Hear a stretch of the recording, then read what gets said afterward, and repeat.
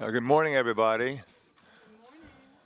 This is really quite a thrill. And an honor for me. I'm vice chair of the Atlantic Council, Boyd and Gray, and it is really wonderful to see such a packed house, standing room only. It's really good. And this is about a very important deal.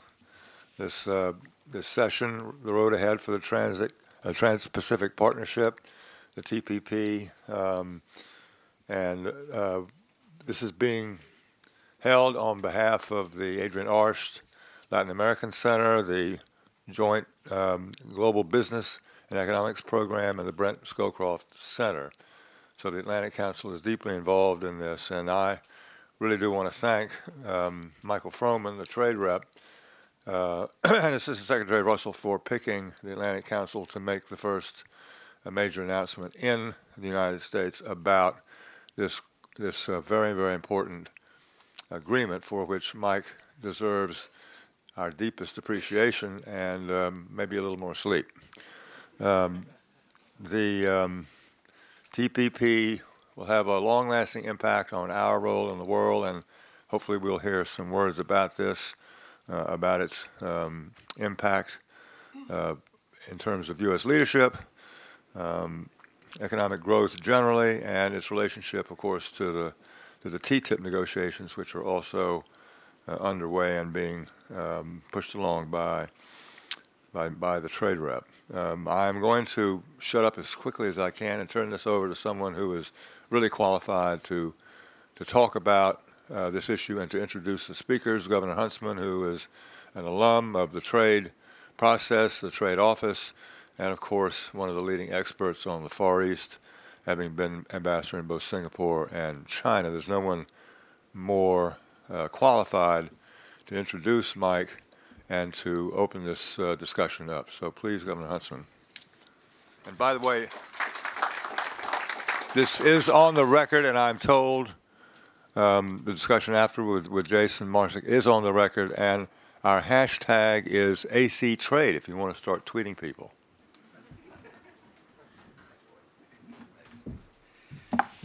Thanks, Boyden, for your kind words and for your service here to the Atlantic Council. You've been absolutely indispensable in your work around global finance and economic growth, and we're much in your debt. As Atlantic Council Chairman, I thank all of you for coming to this important event today, hosted by our Adrian Arsht Latin America Center, in collaboration with our Global Business and Economics Program. I'm particularly delighted that Executive Vice Chair of the Atlantic Council, Adrian Arsht, is also with us today, seated next to Peter Schechter, who runs our program. Thank so many of you for joining us and for your generous support of our Latin America Center that has really laid the foundation for a lot of our work on TPP that you're going to hear about today. Before we begin, let me just reiterate what we heard from Boyden. This event is on the record. It's also being live streamed online. And for those of you on Twitter, as mentioned, I encourage you to follow along with the hashtag ACTrade. We're here today to discuss the recent breakthrough in the Trans-Pacific Partnership Agreement. And it's really an honor to be joined by two esteemed individuals, both former colleagues and friends. U.S. Trade Representative Michael Froman, who has been the key architect behind TPP, and Assistant Secretary of State for East Asian and Pacific Affairs, Danny Russell. It's been an enormous pleasure personally to be involved in the Council's work on TPP, which really has expanded significantly over the past year and a half. Through our work and analysis, we hope to provide a forum, just like the one here today, to discuss some of the key issues coloring the debate and to do our part to help move the needle a bit on TPP by bringing clarity and understanding to one of the most important agreements in recent history. The finalization of the TPP agreement earlier this month represents a major economic and strategic breakthrough for the United States. This game-changing deal that far exceeds the scope of any existing commercial agreement unlocks a host of opportunities for participating countries, raising the bar for trade in areas like transparency, good governance, and labor and environmental protection. In a complex, globalized, and interdependent economy, TPP also bolsters our own economy that is slowly recovering from a global financial crisis, while also cementing partnerships with key Asian and Latin American markets. As former U.S. Ambassador to China and Singapore, I'm most in favor of the deal based on what it represents for America's future in the Asia-Pacific region. At a time when U.S.-China relations are at a crossroads, the TPP agreement reaffirms our position in Asia and provides an opportunity to redirect China, potentially paving the way for much broader cooperation. To be sure, TPP also has been politically divisive across town and has been a contentious topic of debate as we move into the next election cycle. Today's event will delve right into the meat of the issues, providing us the opportunity to hear the administration's firsthand take on the deal. We'll follow the keynote remarks with a moderated discussion with Ambassador Froman and Assistant Secretary Russell, led by our very own Jason Marzuk. Ambassador Froman embodies a unique combination of expertise on trade policy and the political savvy required to actually get things done. Since assuming office in 2013 as U.S. Trade Representative, he has been devoted to reshaping and solidifying America's role in global commerce. Ambassador Froman's impressive background, having served on Wall Street and several times in the White House, most recently as Deputy Assistant to the President and Deputy National Security Advisor for International Economic Affairs, have more than equipped him to navigate the intricacies of trade negotiations. His steadfast leadership and commitment have been instrumental in surmounting the many obstacles in completing TPP. I'd like to take a moment to congratulate you, Mike, and your team on this great success and for the tireless work you put forward in bringing us to where we are today. Thank you so very much. I'm delighted to also welcome Assistant Secretary Danny Russell, who will immediately follow Ambassador Froman to share his views on TPP's geostrategic implications. One of the country's foremost experts on Asia, Assistant Secretary Russell has worked alongside Ambassador Froman in promoting TPP in the Asia-Pacific region. Prior to assuming his current position, Assistant Secretary Russell was at the National Security Council, where he was instrumental in formulating President Obama's pivot to Asia. Assistant Secretary Russell's extensive knowledge of the region has made him a key sounding board for the administration on numerous challenges confronting Asia. I can't think of a better person to provide us with a candid assessment of the deal and what it means for our partners in Asia. So once again, thank you all for joining us today. Without further ado, I'd like to turn this stage over to Ambassador Froman. Thank you very much.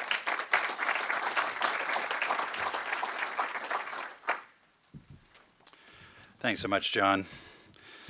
Governor Huntsman, Ambassador Huntsman, presidential candidate Huntsman, radio personality Huntsman.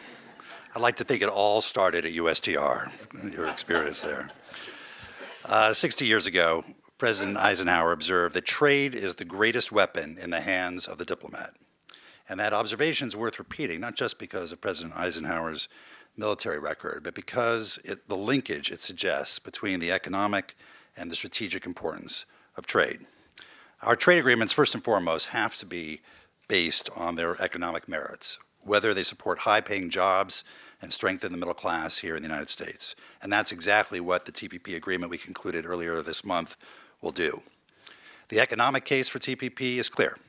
It begins by acknowledging that the U.S. is already an open economy, that our average applied tariff is 1.4%, that we don't use regulations as a disguised barrier to trade, that 80% of the imports that come into our country from TPP countries already come in duty-free.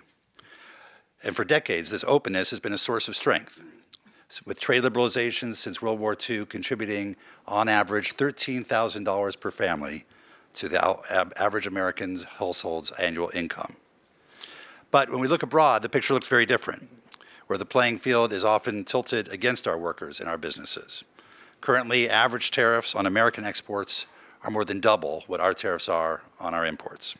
We face peak tariffs in TPP countries of 70% on autos, 50% on machinery, as high as 700% on certain agricultural products. And the playing field is tilted in other ways as well. Our small businesses have to navigate mazes of complex customs regulations and other procedures. Our workers have to compete against foreign counterparts that lack basic labor protections. Our businesses are up against state-owned enterprises that receive government subsidies and competitors that don't have to maintain environmental standards. And in all of these areas, lower standards and new forms of protectionism undercut America's competitiveness in the global economy. TPP tackles these challenges by leveling the playing field for American businesses and workers by disproportionately reducing barriers to our exports and raising standards across the region. It brings together 12 countries representing 40% of the global economy and is the deepest, most ambitious trade agreement the United States has ever concluded. TPP cuts over 18,000 different tariffs or taxes that Asia-Pacific countries currently impose on made-in-America exports, ranging from beef to tractors. It opens Asia-Pacific markets, including the Japanese market, to made-in-America U.S. trucks, autos, and auto parts.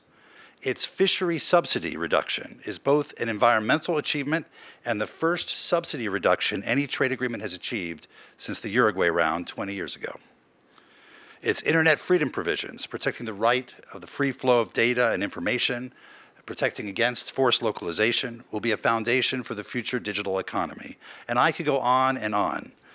But bringing all of this back home, we know that companies that export more, hire more, pay more, and grow faster. So that by boosting our exports to the world's fastest growing region, TPP will help support more of those good, well-paying jobs here in the United States. But the importance of American leadership on trade extends well beyond economics. There's a strategic logic too. The positive power of trade, and of TPP in particular, is one of the most important tools we have for dealing with one of the century's greatest challenges. In recent years, a series of tectonic shifts, globalization, technological change, the rise of emerging economies, have combined to challenge the underpinnings of the post-World War II order.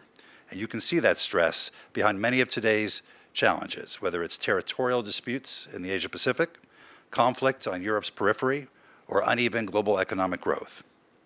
The overarching strategic aim of our trade policy is help to revitalize the rules-based order, and to do so at a time when there are competing visions for the global economy.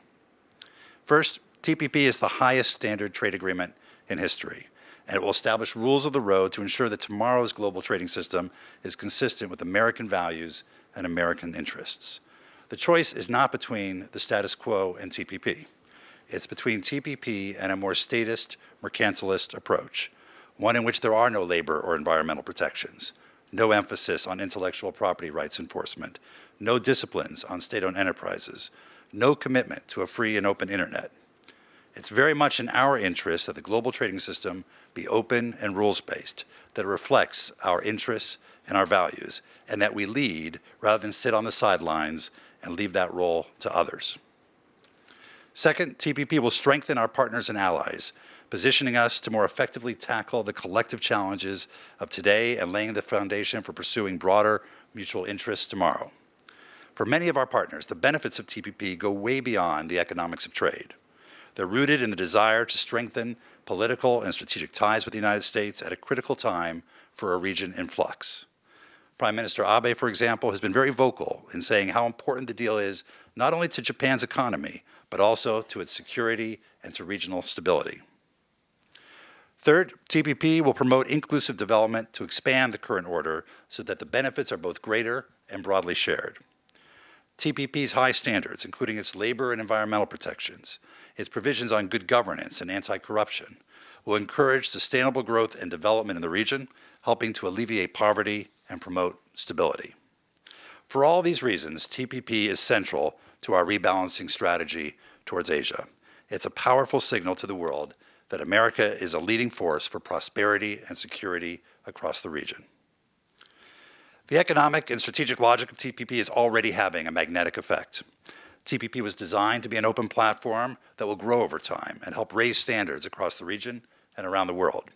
And since negotiations concluded 3 weeks ago, we've already been contacted by a number of countries and economies expressing interest in potentially joining TPP. And it's becoming clear that even non-members are going to have to compete in a TPP world and raise their game, and that's good for everybody. Being here at the Council, I'd be remiss if I didn't look across the Atlantic as well. With TPP concluded, there's an even greater focus on advancing the TTIP negotiations with the European Union. We're working to accelerate that process and just completed an important round in Miami.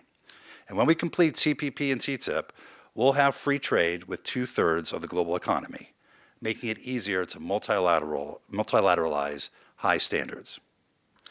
Movement on trade outside of Geneva is already having an impact on discussions in Geneva, on the Trade Facilitation Agreement, on the Information Technology Agreement, on the Environmental Goods Agreement, on the Trade and Services Agreement, and even on the Doha round itself, where, as we prepare for the WTO Ministerial in Nairobi in December, we've had more honest conversations over the last 9 months than in the previous 13 years.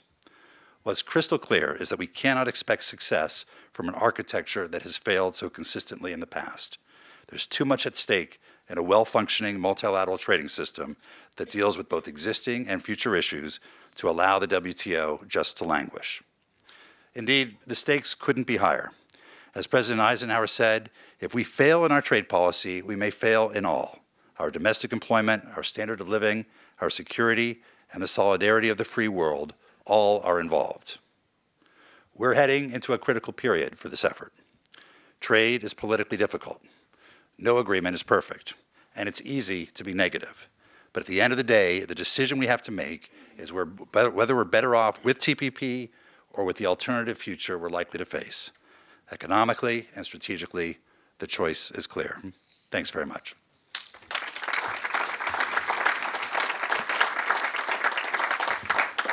My job now is to introduce a good friend and colleague, and I say that with great sincerity because we couldn't have achieved this milestone in the TPP negotiations without the full support of the State Department and particularly Danny Russell, Assistant Secretary Russell.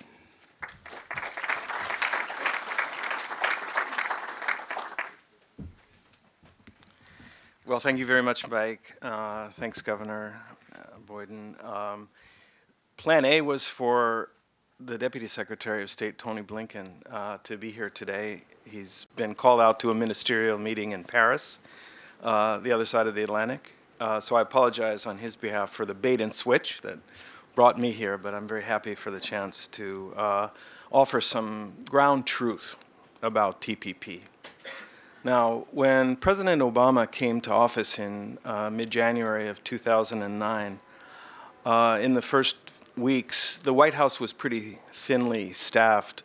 On one end of the spectrum, the high end of the spectrum, there was a distinguished Harvard Law Review, brilliant trade lawyer, the Deputy National Security Advisor for International Economics, the Deputy Assistant to the President, Mike Froman.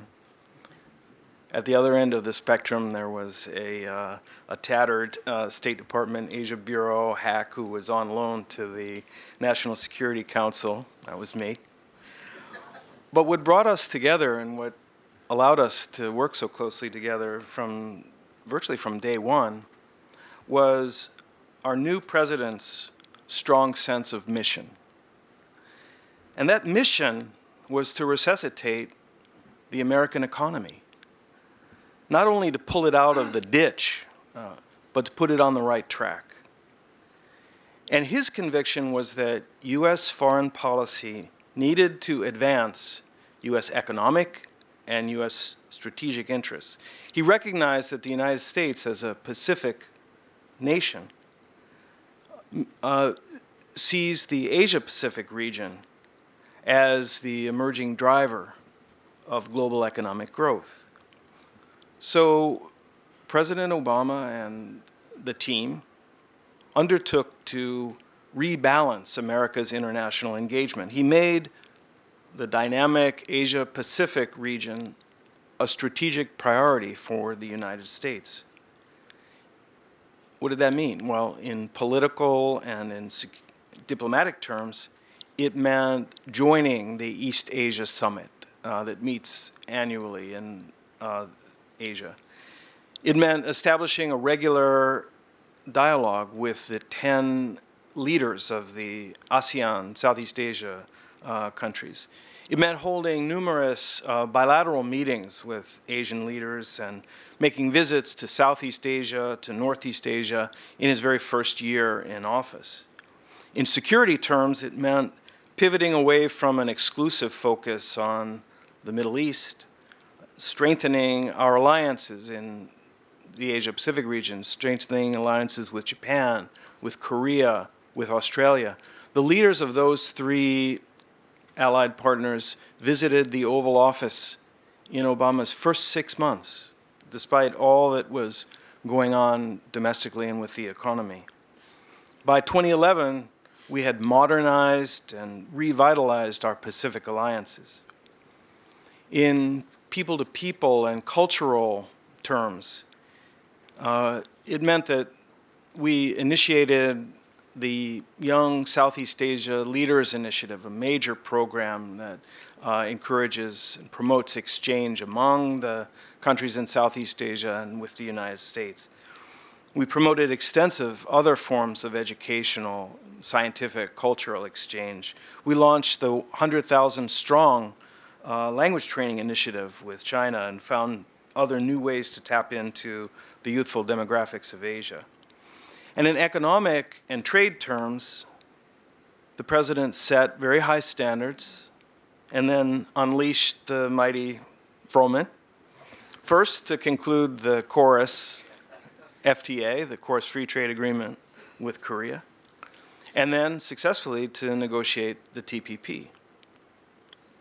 Now, here's a phrase I learned from a former boss and a real master of diplomacy, Tom Pickering.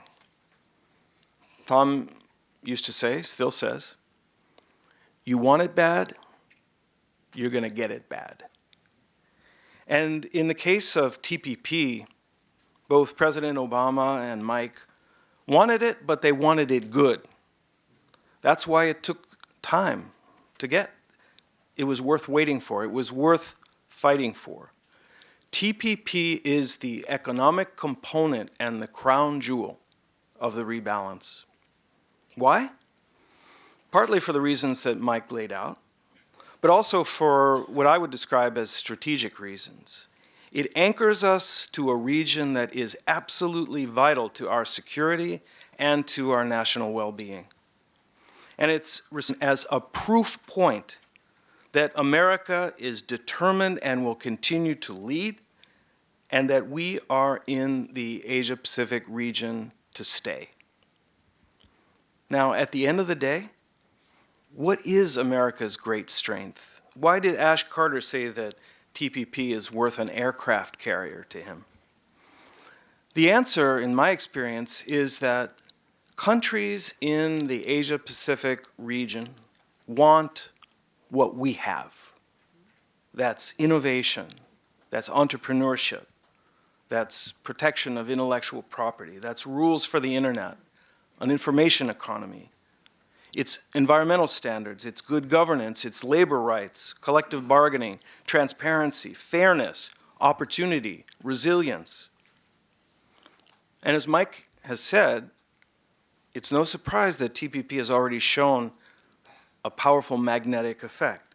There's a reason that a number of countries have said, we're going to want in on this TPP thing. It's a cutting-edge 21st century agreement, and it's championed by a nation, the US, that other countries trust and that other countries emulate. Rules-based order isn't just a catchphrase. It's the practical application of the principle of fairness, and it's central to the security and the stability that we and the nations all around the Pacific Rim need. And leadership is not telling other people what to do. Leadership is showing other people what you are going to do and explaining why and making them want to join you. That's what Mike and the President have done with TPP. So kudos to you, Mike. Thank you.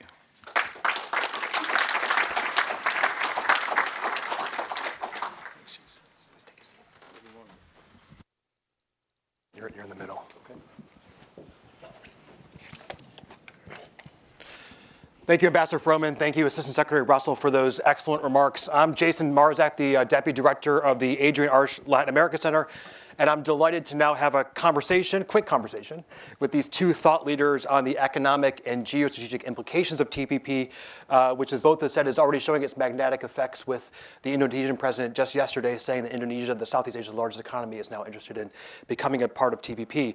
We're going to look at a few different issues around the agreement, diving deeper into it before opening up to questions from the general public. So we'll leave about 10, 15 minutes in the end for questions from the public. Ambassador Froman, starting with you. You mentioned the tariff and non-tariff barriers that are eroded as part of, taken away as part of TPP. You also alluded to some of the labor, environmental, and intellectual property protections that are really a landmark achievement as part of TPP. Can you please explain what some of those new standards are, and also what are some of the enforcement mechanisms to make sure those standards are adhered to? Sure.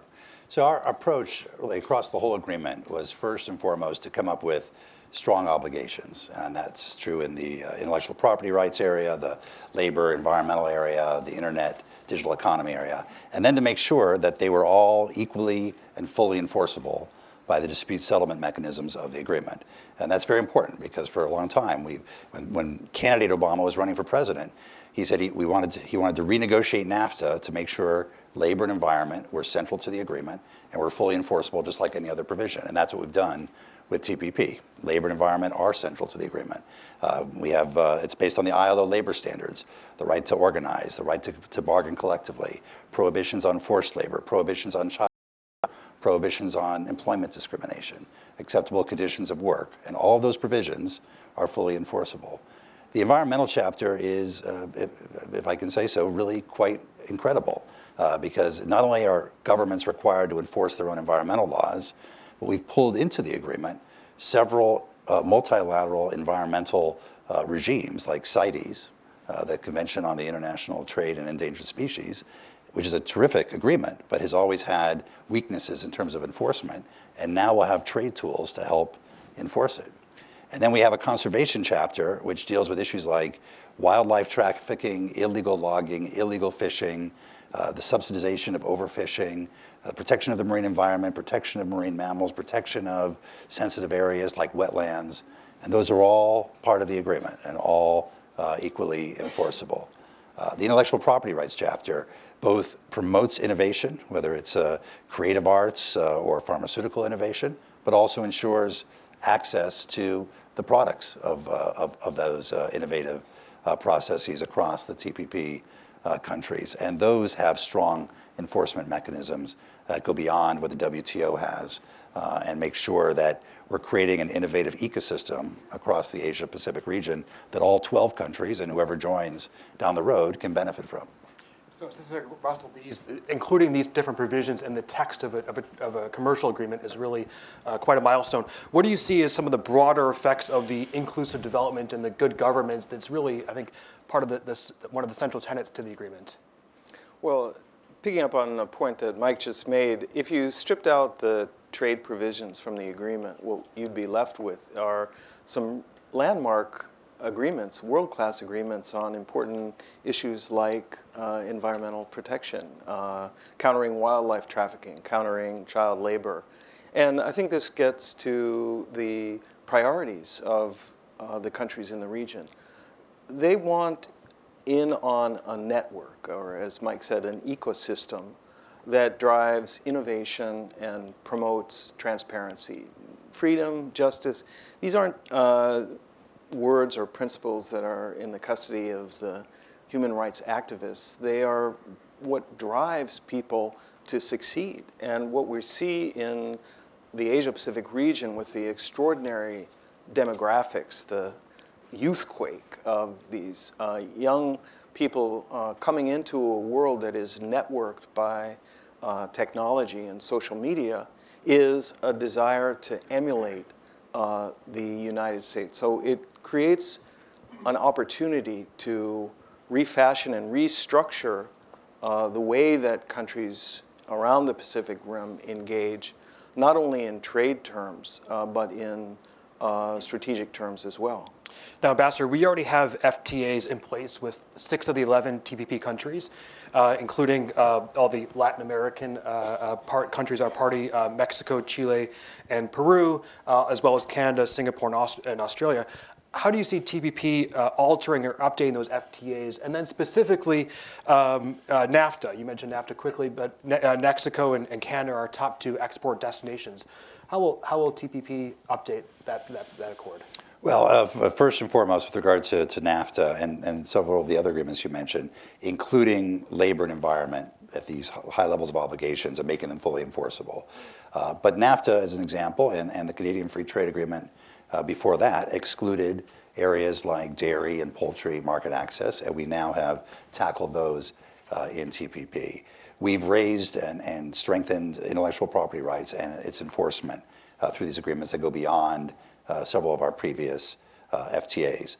In areas like investor-state dispute settlement, we have helped update and reform them through this agreement, adding certain safeguards and closing loopholes and making sure that they're serving the appropriate purpose. So in each, comparing TPP to each of our previous FTAs is a little different one by one, but in all areas what we've tried to do is learn from our experience, use this as an opportunity to update or upgrade what we've done before. And very importantly, while this is, and I talk about TPP reflecting American values and American interests, this is a product of 12 countries together working over the last 5.5 years or longer. And it's a very diverse set of countries. We have some of the most developed countries in the world, some of the poorest countries in the world. Mm-hmm. And each issue, the dynamic is much different than a bilateral FTA or much different than a WTO negotiation. Each issue, we work to build consensus among the 12 countries, issue by issue, chapter by chapter, and all 12 countries contributed in very significant ways to the formulation of these rules, and all of them were quite interested in making sure that this agreement set a very high standard, and it really is the product of the wisdom and the input of all 12 countries. Yeah. No wonder you didn't get much sleep over the last couple years. Since I record, one of the countries that is, of course, missing from the negotiations is China. How do you see, and there's been a lot of discussion about, what is the effect of this agreement vis-a-vis China and our larger positioning in Asia? How do you see TPP implementation affecting our broader relations with China? How do you see TPP affecting the overall kind of rebalance in Asia and the pivot to Asia? And do you see it as potentially being open to China at some point? Mm-hmm. Well, I wouldn't formulate this as China being missing from TPP. As Mike said, this is a group of 12 nations who made the affirmative decision early on to work together to try to raise standards and lower barriers, so there's no exclusion here. It is also very much not an anti-China strategic play. This is an affirmative establishment of high standards that I think in the near term is going to force all countries, whether they are partners in TPP or not, to up their game. Now, I've said a number of times that the world would be a better place by far if China were able to and willing to meet the very high standards of TPP. But I think that the broader impact on the region and on China is going to be to drive a virtuous cycle of better regulatory practices, of greater transparency, of openness in the internet. And these factors are motivators. What TPP brings to the member countries are things that I believe all people, including Chinese people, want.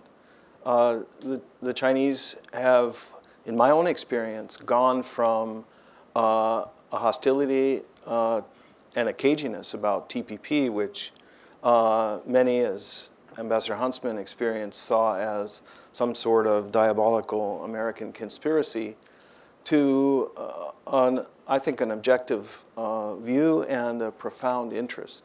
Now, the other observation I'd make in response to your question is that while it is not a zero-sum proposition, The fact of the matter is that TPP pushes against a tendency in the region to follow the path of least resistance. I mean, the members, the 12 countries, have undertaken to engineer a truly high standard agreement. They have had to make choices and trade-offs, as Mike said. But what they have in common is that every member among the 12 believes that they have negotiated successfully an agreement that serves their best national interests. I would be remiss if I didn't ask about Latin America, being the deputy director of the Adrian Arce Latin America Center. And much of the discussion is around the agreement is on the Asian parties to it, but Latin America is the United States' fastest growing trade partner. How do you see TPP as strengthening commercial and strategic relations in our own hemisphere, perhaps even broader than the three countries that are part of the negotiations?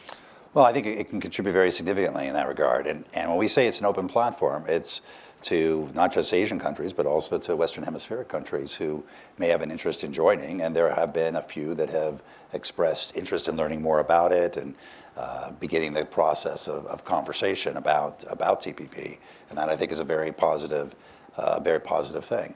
The work that's going on, for example, in the Pacific Alliance, among the 4 countries of the Pacific Alliance, is really groundbreaking, and I've admired from afar how much progress they've made in a very short period of time, not just in trade areas, but in other areas of integration. That kind of dynamism is one which I think can contribute very significantly overall to the kind of dynamic in TPP for raising standards and further integrating both sides of the Asia-Pacific region. Assistant Secretary, you mentioned in your remarks that TPP will anchor us to a critical region. What is the experience from past trade agreements insofar as how TPP could potentially deepen relations with signatory countries far beyond the economic aspects and far beyond the labor and environmental and other side agreements that are formally what have been at one point side agreements, but are now part of the TPP text. How does that strengthen those relations with signatory countries? Well, I've never seen a trade agreement that has had or harbors the potential to have the kind of impact on our bilateral and multilateral relations that TPP does. I think of it really as a networking enterprise, in that respect, very 21st century. By lowering the barriers and by broadening the lateral trade ties among the 12, it creates a community of interest that promotes beyond their own borders the principles of high standards, open trade.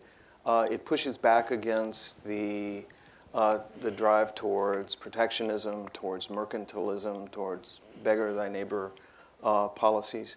And I think importantly, it's created a tremendous amount of positive motivation and incentive beyond the trade field in areas not only like wildlife trafficking, labor rights, and the environment, but also more fundamentally on human rights and on civil rights.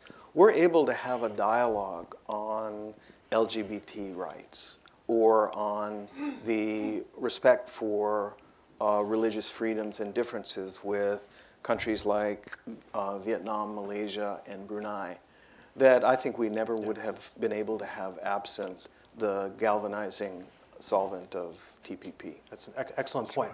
We're going to, in about 2 minutes, we're going to open up to questions from the general public. So start. Thank you for your questions. But Ambassador Froman, TPP has brought out something I think very unusual in Washington these days, and that's bipartisanship, both for and against the agreement. Can you respond to there are a number of criticisms of the agreement. How do you respond to some of the criticisms of the agreement? I'll let you pick some of the criticisms that are out there and how you'd like to respond to them. Well, look, I think right now our focus is on getting the agreement out, finalizing the details of it, and getting it out there in public so that people can read it, analyze it. I'm sure it'll get picked apart, and I will say right up here, up front, it is not a perfect agreement. But I think at the end of the day, when people dig into the details and learn about what's in there, and particularly not just compare it to the status quo, but compare it to what the alternative reality of our trade and investment and economic relationship across this region might look like, not to mention the political and strategic dimensions of it, I'm confident we'll have bipartisan support ultimately for its approval. But there's no doubt that trade issues are difficult. They're politically difficult. Globalization has had a significant impact on the U.S. economy, on jobs, on wages, on feelings of economic insecurity. Our view, the president's view, is that globalization is a force. It's a reality. And trade agreements are how you shape globalization. Make them reflect more of your interests and your values, raise standards abroad, level the playing field. We can't wish globalization away. We can't sit on the sidelines and expect things to change. We have to take the field, show leadership, tear down these barriers, level the playing field by raising standards abroad, and that gives our workers, our firms, the best chance of competing in the global economy. And on that basis, I'm confident we'll get the support, bipartisan support, for its approval. And what do you see as the road ahead for congressional consideration? Well, again, first and foremost, we have to get it out there. We have to begin the processes that TPA, the Trade Promotion Authority bill, established back in June. We're going to work with congressional leadership and the leadership of the committees on the precise timing, but we want to make sure we're taking all the necessary steps to have it ready when a window appears for Congress to take it up. And Assistant Secretary, just the last question before we open it to the audience. What do you see as some of the geopolitical consequences of not getting this agreement through Congress? We're all hoping it does get through. What if it doesn't? What are the consequences of that? Well, it's the converse of the virtues. I think it would raise real questions about the ability of the United States to continue to lead. I think that it would call into question the possibility that not only in the economic sphere, but in the political and the security sphere, that American follow-through may be lacking. But fundamentally, the momentum from coming out of the negotiations at a time when the region is changing in very dramatic ways as a function of the internet revolution, knowledge economy as a function of globalization, and as a function of the emergence of this huge Chinese market, I think is propelling not only the U.S. but our partners in the region in the direction that TPP stakes out. Great, thank you.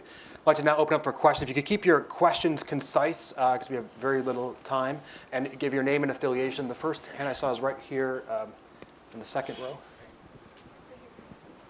And I'll take a couple questions together. Good morning. First, congratulations on what is a truly innovative agreement and is really an example of innovative multilateral diplomacy for which I commend the administration. My name is Esther Brimmer. I'm a member of the board of the Atlantic Council, also at George Washington University and McClarty Associates. If I may ask you two questions. One, if you could comment a little further, particularly about the provisions on internet freedom issues. It's a particularly important aspect of this very creative agreement. And secondly, if you three questions. And secondly, if you could comment particularly on the implications for TTIP.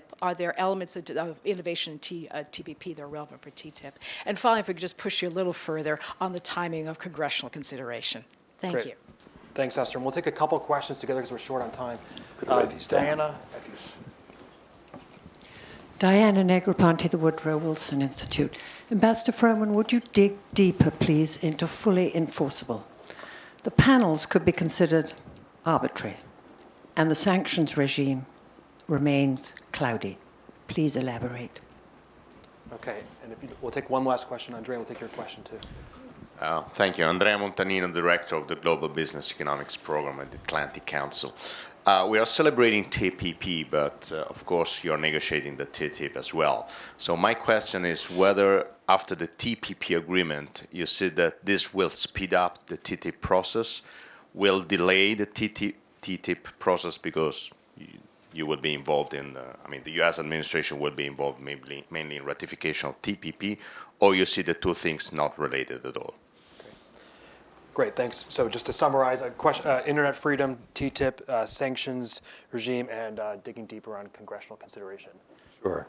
So on the internet issues, and this is really the first trade agreement to take on the digital economy, which is so important not just for big companies, but very important to small and medium-sized businesses who tend to engage in global trade through e-commerce. You know, when you're an Etsy seller or you're selling something on eBay, you're using software services, telecommunication services, electronic payment services, express delivery services, and all of those are covered by this agreement, making sure that those markets are open to our providers and that small and medium-sized businesses are going to be able to access their customers abroad through e-commerce. So on the internet, it allows for the free flow of data across borders. It pushes back against the most, one of the most recent forms of protectionism, digital protectionism and localization requirements. Countries that have required companies to move their infrastructure, to put their servers in country in order to serve those markets. So it allows us to stay in this country and continue to serve markets abroad. And I think that has both broad economic and broader implications as well. I think with regard to TTIP, there are a number of issues that we've tried to address in TPP that we hope that we will also be able to bring into TTIP. Obviously, there are different agreements, there are different challenges, but whether it's on the labor or environmental side, where we think binding and enforceable provisions are absolutely issues around state-owned enterprises or the digital economy, including the free flow of data, consistent with privacy concerns. These are all issues that we're going to want to deal with in TTIP as well. I think finishing TPP, we hope will spur on an acceleration of our work on TTIP. We're able to chew gum and walk at the same time at USTR. We have two completely separate teams that work on these agreements. But I think that having completed TPP, hopefully it will give greater momentum to these negotiations. And we think that it's very possible to do that even as we seek approval of TPP in Congress. And with regard to that, I think the timing is obviously is really a factor of a couple different factors. One is in our control, the completion of the agreement, the publication, the beginning of the process. But this is something we need to work out with congressional leadership. And they obviously have a lot on their plate right now. But we want to make sure that we're ready to go when a window opens and when it's an appropriate time to do that. On dispute settlement, we've tried to draw some of the best practices from a long history of dispute settlements in trade agreements. You know, one of the great strengths of the WTO is its dispute settlement procedures, the arbitral procedures. We've now, I think, I was just reading that the 500th conflict has been brought to the WTO since the WTO was created for resolution. So it is an area that countries feel comfortable going to for binding resolution through fair and transparent, neutral international arbitration. And we've tried to take some of the best lessons from those previous examples and put them in TPP. And at the same time, where we've seen problems in dispute settlements around the world, we've tried to learn from that as well and make sure we're adding safeguards and we're strengthening the standards so that it addresses the purpose that it's intended for. Good, thanks. Would you like to add anything else? No. Okay, next question is in the second row. Paula. Can we have a microphone? And Paul, we'll take your question, then we'll take the question right next to you. Okay, thank you. Hi, Paula Stern. I'm on the Executive Committee of the Atlantic Council, and bravo for your prodigious efforts on TPP, which is a microeconomic achievement.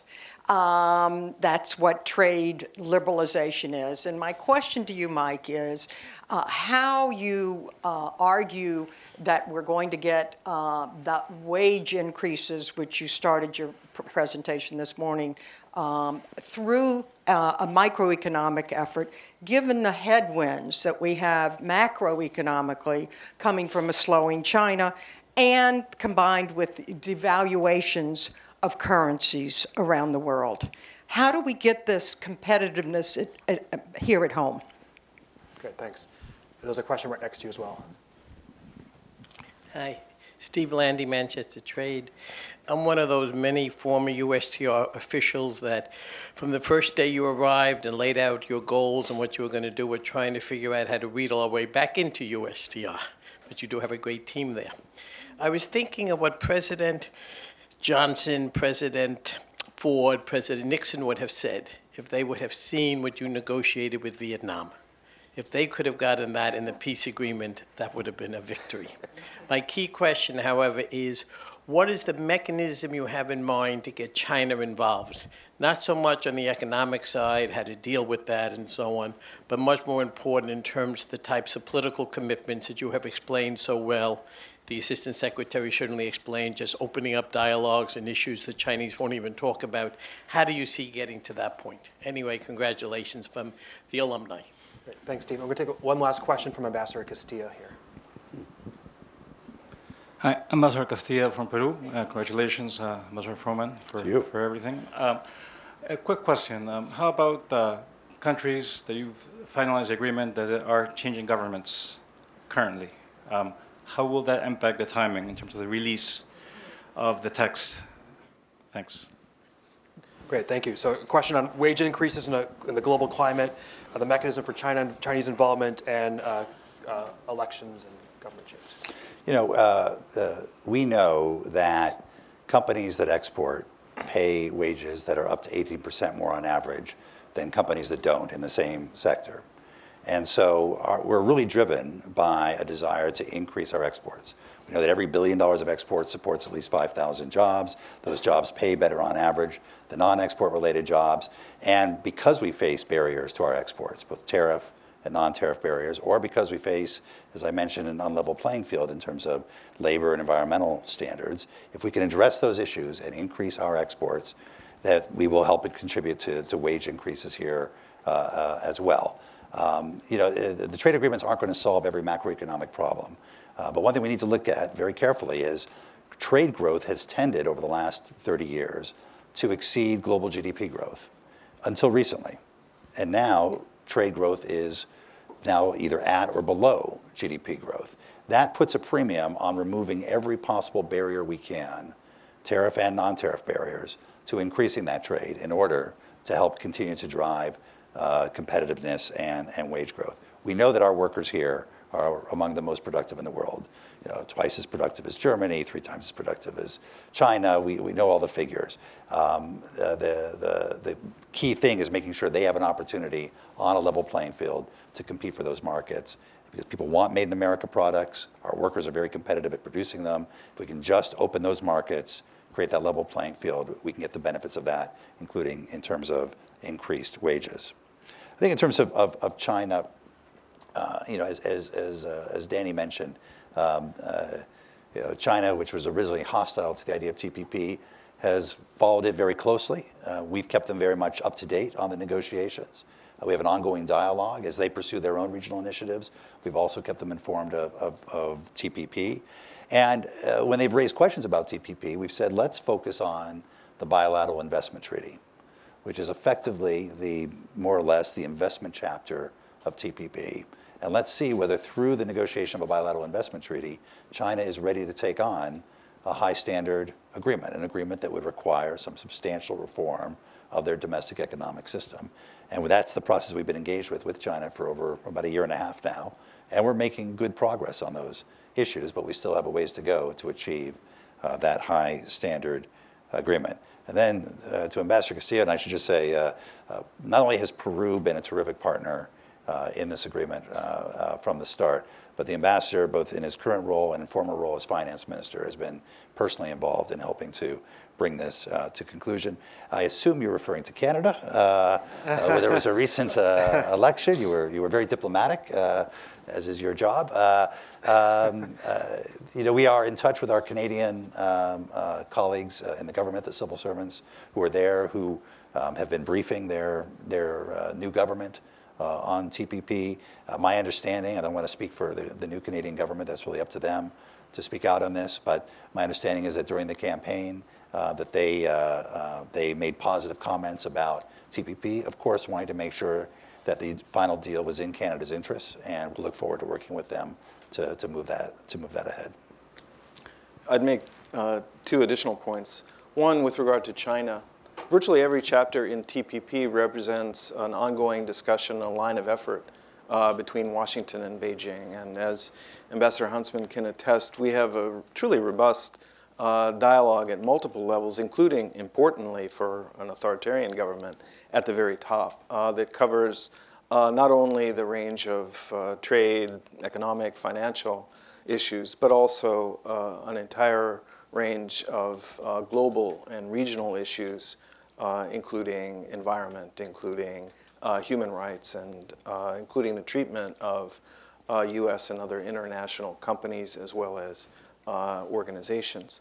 With respect to elections and upcoming changes among the 12 TPP partners, I'd point out, one, that each of the 12 governments, each of the 12 negotiators is, I think, justifiably convinced that, on balance, the deal serves their own national interests well.